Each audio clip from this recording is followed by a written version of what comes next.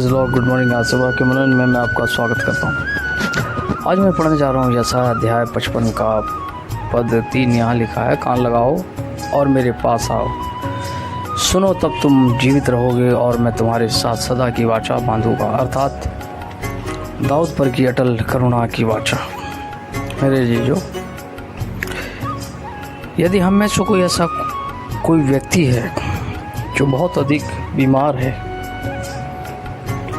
और वो जीवन की इच्छा रखता है और जीवित रहना चाहता है, मेरे जीजो, परमेश्वर का वचन कहता है कि परमेश्वर किसी के मरने से प्रसन्न नहीं होता, परंतु परमेश्वर चाहता है कि मनुष्य पश्चाताप करे और जीवित रहे। दरअसल मृत्यु जो है परमेश्वर की नज़र में शत्रु है। परमेश्वर की नज़र में, मैंने कहा, शत्रु है। परमेश्वर नहीं चाहता कि कोई भी व्यक्ति मरे इस दुनिया में। परमेश्वर यहाँ तक ये तक नहीं चाहता कि किसी के चेहरे पे झुर्री तक आए। लेकिन चूँकि आदम ने पाप किया और मनुष्य ने पाप किया, लेकिन परमेश्वर का हम धन्यवाद देते हैं कि प्रभु यीशु मसीह ने उस मृत्यु का उस क्रूस के ऊपर खुल्लम खुल्ला उसने मजाक उड़ा दिया, उसका मजाक उड़ाया और मृत्यु के डंक को, अर्थात जहाँ से मृत्यु निकलती है उसके डंक को प्रभु यीशु मसीह ने तोड़ दिया। शर्त मेरे जी जो ये है कि परमेश्वर कहता है, मेरे पहली बात तो कान लगाओ। ठीक है, ये एक प्रकार से सेमा है जो सुलेमान राजा ने परमेश्वर से कहा था, परमेश्वर मुझे सुनने वाले कान दे, सुनने वाला हृदय दे। सब चीज़ें मेरे जी जो सुनने के अंदर आ जाती हैं, क्योंकि जब तक आप सुनेंगे नहीं आपको विश्वास नहीं आएगा। जिस प्रकार से इस समय आप वचन को सुन रहे हैं, ऊपर लिखा भी है, फेथ कम्स बाय हियरिंग। विश्वास सुनने से आता है। जब आप कान लगाते हैं, सुनते हैं, परमेश्वर के वचन को सुनते हैं। मेरे जी जो आप परीक्षा में हो सकते हैं, इस समय दुख में हो सकते हैं, कष्ट में हो सकते हैं, पहला जो उपाय मैं आपको बता रहा हूँ निकलने का, वो आपका मुंह है। लेकिन मुंह को तैयार करने के लिए पहले आपको सुनना पड़ेगा, वचन को सुनना पड़ेगा, तब आपके अंदर विश्वास जागृत होगा, विश्वास आएगा। और जब विश्वास आएगा तो आप शत्रु का सामना खड़े कर सकते, शत्रु के सामने खड़े हो सकते हैं।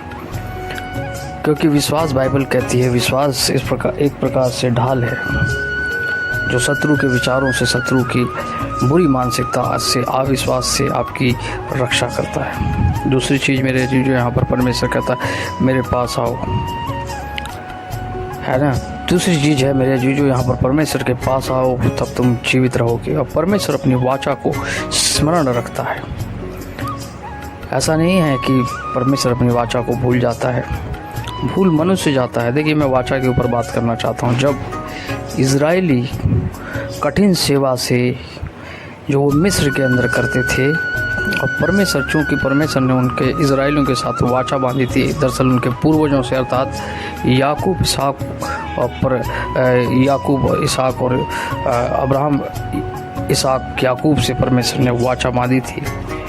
परमेश्वर को स्मरण था, लेकिन वचन कहता है कि जब तक कराहे नहीं तब तक उनकी आहें सुनाई नहीं दी गई। मेरे जी जो जैसे कराहना वाचा को सक्रिय करता है, कराहना एक प्रकार से परमेश्वर को बुलाना भी है। तो नियम है यहाँ पर, पहली कान लगाओ, दूसरा उसके पास आओ, मतलब उसके पास आना, बुलाना है। मेरे जी जो आप किसी भी परिस्थिति में इस समय क्यों ना हो, घबराएं नहीं, डरे नहीं, परमेश्वर के वचन में बने रहें।